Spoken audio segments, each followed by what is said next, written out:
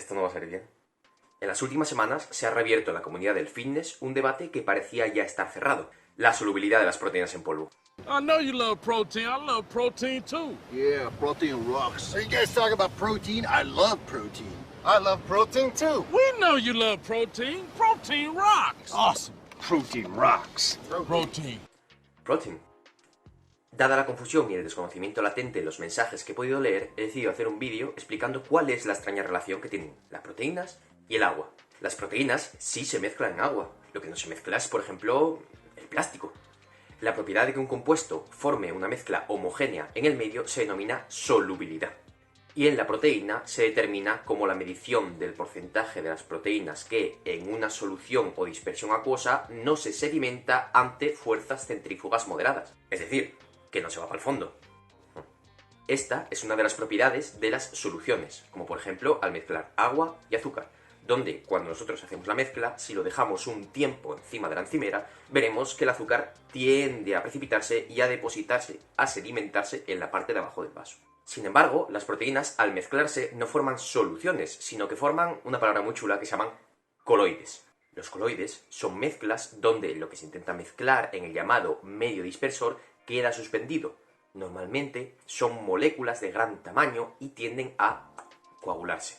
De ahí la aparición de grumos. La solubilidad de las proteínas se ve influidas por una gran variedad de factores, tanto del medio dispersor como de ellas mismas. El pH del medio, la fuerza iónica, el efecto del calor. Spoiler, más calor no siempre mejora la solubilidad. La concentración o las condiciones de procesamiento. Y otros factores como el peso molecular de la proteína, su conformación o su secuencia de aminoácidos. Las partículas de cada tipo de proteína se dispersan y responden diferente a factores como el pH o el efecto del calor. Es decir, son únicos a cada tipo de proteína.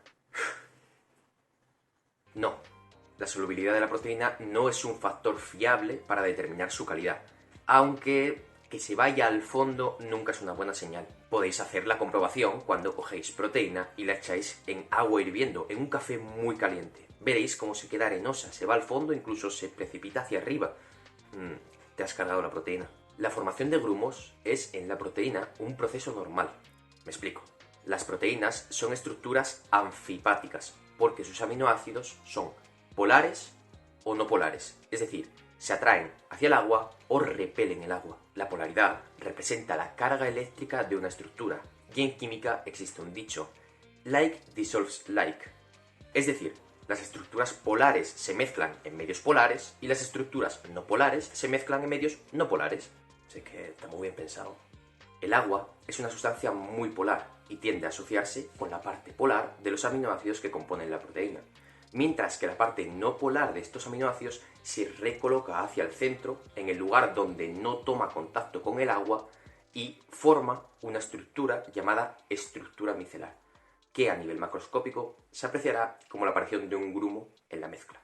La composición de aminoácidos de la proteína de suero de leche, la whey, contiene muchos más aminoácidos con un perfil más polar que reaccionan más fácilmente con el agua, que es una estructura polar.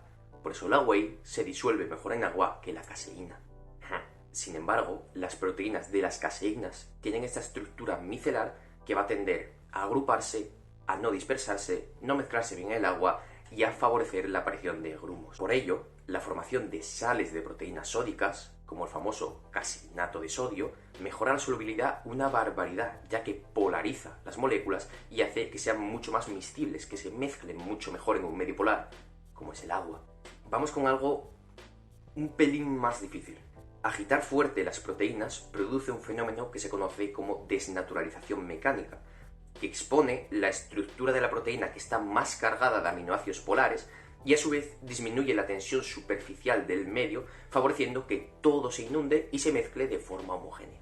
Agitar más fuerte la mezcla reduce la absorción de las proteínas hacia el agua y el aire.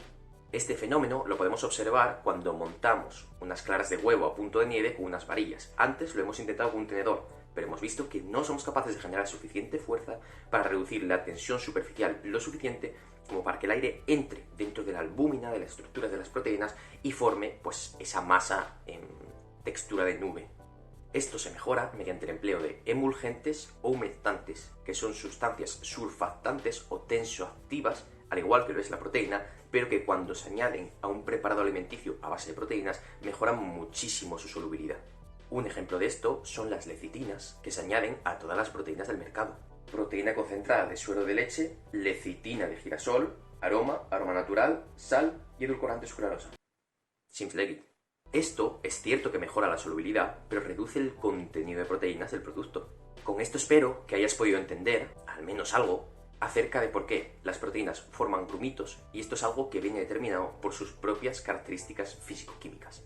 Esto ha sido todo, así que ¡chao! La gente no se cree que soy adicta a la cafeína. Esto es de ayer. Esto es de ayer. Esto de ayer estaba lleno. Esto es de hoy.